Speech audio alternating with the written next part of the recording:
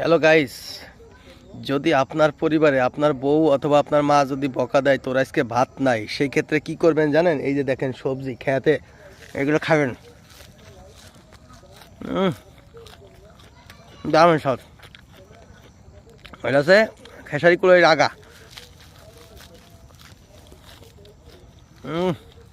Heavy স্বাদ।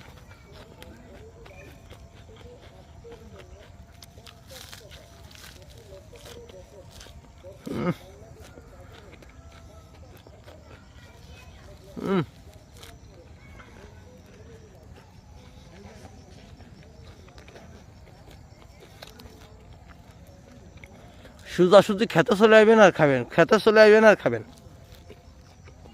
ভাত না খাইলাম সমস্যা কি? খামো না ভাত, খামো সবজি খাইবার দেখুন সবজি।